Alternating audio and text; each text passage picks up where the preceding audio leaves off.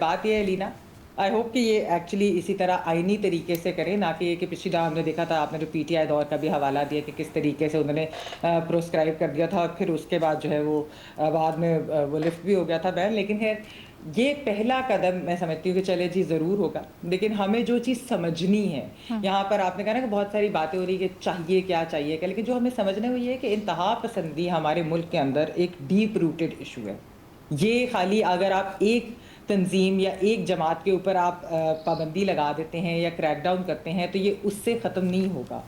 ایک تو یہ ہے کہ کریک ڈاؤن آپ کو اکراس دا بورڈ کرنا ہوگا، لیکن دوسری چیز آپ اگر اپنے ارد گرد دیکھیں علینا، آپ اپنا ڈسکورس دیکھیں ارد گرد لوگوں کے ساتھ جب آپ بات کرتے ہیں تو آپ کو اندازہ ہوگا کہ یہ ہمارے ڈسکورس میں کتنا ڈیپ روٹڈ ہے جو انتہا پسندی ہے. یعنی کہ آپ اگر بات کرتے ہیں تو آگے سے لوگ آپ کو اس پہ کیا جواب دیتے ہیں. تو اس کے لیے آپ کو جو چیز کرنی ہے حکومت کو وہ ہے ڈی ریڈیکلائزیشن کا پروسیس شروع کرنا ہے. اور اس کو شروع کرنے کے لیے ایک تو یہ کہ انٹلیکچوئل ڈبیٹس ہوں، پارلیمنٹ کے اندر ہوں،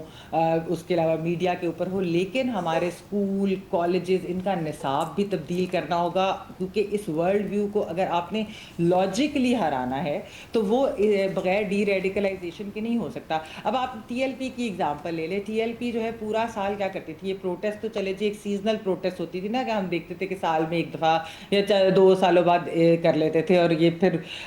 جو وائلنٹ پروٹیسٹ ہوتی تھی، لیکن وہ پورا سال کیا کرتے تھے، پورا سال